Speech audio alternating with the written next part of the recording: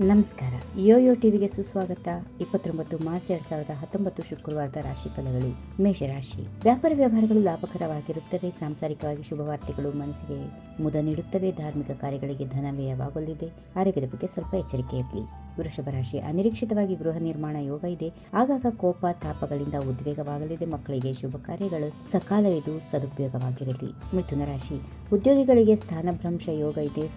ಪಾಲು ಬಂಡವಾಳದಲ್ಲಿ ಅಂತಃಕಲದ ಬಗ್ಗೆ ಜಾಗೃತಿ ಇರಲಿ. ವಿದ್ಯಾರ್ಥಿಗಳಿಗೆ ವಿದ್ಯಾಭ್ಯಾಸದಲ್ಲಿ ನಿರುತ್ಸಾಹ ತಂದಿದ್ದು ದಿನಾಂತ್ಯ ಶುಭ ವಾರ್ತೆ ಇದೆ. ಕಟಕ ರಾಶಿ. ಉತ್ತಮನ ಆಗಮನದಿಂದ ಕಾರ್ಯಸಿದ್ಧಿಯಾಗಲಿದೆ. ಮನೆಯಲ್ಲಿ ಸಂತೋಷದ ವಾತಾವರಣ ಇರುತ್ತದೆ. ನಿರುದ್ಯೋಗಿಗಳಿಗೆ ಉತ್ತಮ ಉದ್ಯೋಗ ಸಿಗಲಿದೆ. ಸಂಚಾರದಲ್ಲಿ ಜಾಗ್ರತೆ ವಹಿಸಬೇಕು. ಸಿಂಹರಾಶಿ. ಧನವ್ಯಯವಾದರೂ ಆಭರಣ ಖರೀದಿ ಇದೆ. ಶತ್ರುಗಳಿಂದ ಋಣಭಾರ ಕಂಗೆಡಿಸುತ್ತದೆ. ದೂರ ಸಂಚಾರದಿಂದ ದೂರ ಇರಿ. ಯೋಗ್ಯ ವಯಸ್ಕರಿಗೆ ವೈವಾಹಿಕ ಭಾಗ್ಯ ಅಡೆತಡೆಗಳಿಂದ ಉಂಟಾಗುತ್ತದೆ. ಕನ್ಯಾ ರಾಶಿ. ಮನೆಯಲ್ಲಿ ಗೃಹಿಣಿಯ ನೆಮ್ಮದಿ ಇಲ್ಲವಾದಿದ್ದು ಶಿಕ್ಷಣ ವರ್ಗದವರಿಗೆ ನಿರೀಕ್ಷಿತ ಫಲ ಇರಲಿಲ್ಲ. ವರ್ತಕರಿಗೆ ಉತ್ತಮ ಲಾಭ ತಂದಿದ್ದು ದೂರ ಸಂಚಾರದಲ್ಲಿ ಹೆಚ್ಚಿನ ಜಾಗ್ರತೆ ವಹಿಸಬೇಕು. ತುಲಾ ರಾಶಿ. ಅನವಶ್ಯಕವಾಗಿ ವೃತ್ತಿರಂಗದಲ್ಲಿ ಕಿರಿಕಿರಿ ಇರುತ್ತದೆ. ಆರ್ಥಿಕವಾಗಿ ಪರಿಸ್ಥಿತಿ ಉತ್ತಮ ರೀತಿಯಲ್ಲಿ ಸುಧಾರಿಸುವುದು. ಶ್ರೀದೇವರ ಅನುಗ್ರಹದಿಂದ ಹೆಚ್ಚಿನ ಕಾರ್ಯಸಿದ್ಧಿ ಇದೆ. ವೃಶ್ಚಿಕ ರಾಶಿ. ಆಗಾಗ ಸಂಚಾರಿಗಳು ದೇಹಾರೋಗ್ಯದ ಮೇಲೆ ಪರಿಣಾಮ ಬೀರುತ್ತವೆ. ಆರ್ಥಿಕವಾಗಿ ಖರ್ಚು ವೆಚ್ಚಗಳು ಅಧಿಕವಾಗಲಿವೆ. ನಿರುದ್ಯೋಗಿಗಳು ಉದ್ಯೋಗದ ಬಗ್ಗೆ ಹೆಚ್ಚಿನ ಜಾಗ್ರತೆ ವಹಿಸಬೇಕು. ಧನುರಾಶಿ. ಶುಭ ಮಂಗಳ ಕಾರ್ಯಗಳ ತಯಾರಿ ನಡೆಯಲಿದೆ. ಆಗಾಗ ಶುಭ ವಾರ್ತೆಗಳಿಂದ ಸಂತೋಷವಾಗುತ್ತದೆ. ಉದ್ಯೋಗಿಗಳಿಗೆ ಮುಂಬಡ್ತಿ ಇರುತ್ತದೆ. ವಾಹನ ಖರೀದಿ ಭೂ ಖರೀದಿ ಮಾಡಬಹುದು.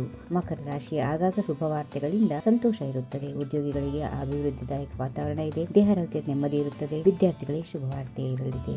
ಇನ್ನು ಕುಂಭರಾಶಿ. ದೇಹಾರೋಗ್ಯದ ಬಗ್ಗೆ ಜಾಗ್ರತೆ ವಹಿಸಿರಿ. ಉದ್ಯೋಗಿಗಳಿಗೆ ಉತ್ತಮ ಅವಕಾಶಗಳು ಒದಗಿ ಬರಲಿವೆ. ಕುಟುಂಬ ಸ್ಥಾನದಲ್ಲಿ ಹಿತಶತ್ರುಗಳ ಬಾಧೆ ತರಲಿದೆ. ದಿನಾಂತ್ಯ ಶುಭ ವಾರ್ತೆ ಇದೆ. ಕೊನೆಯದಾಗಿ ಮೀನರಾಶಿ. ದೇವತಾ ಕಾರ್ಯಗಳಿಂದ ನೆಮ್ಮದಿ ಇರುತ್ತದೆ. ಹಾಗೆ ಶುಭ ವಾರ್ತೆಗಳಿಂದ ಸಂತೋಷ ತರುತ್ತದೆ. ವೃತ್ತಿರಂಗದಲ್ಲಿ ಆಗಾಗ ಉನ್ನತಿಯ ಅನುಭವವಾಗುತ್ತದೆ. ಸಂಚಾರದಲ್ಲಿ ಕಾರ್ಯಸಿದ್ಧಿ ಇದೆ. ಹೀಗಿವೆ ಈ ದಿನದ ರಾಶಿ ಫಲಗಳು. ಸರ್ವರಿಗೆ ಶುಭವಾಗಲಿ. ಶುಭ ದಿನ. ಸರ್ವೇ ಜನಃ ಸುಖಿನೋ ಭವಂತು.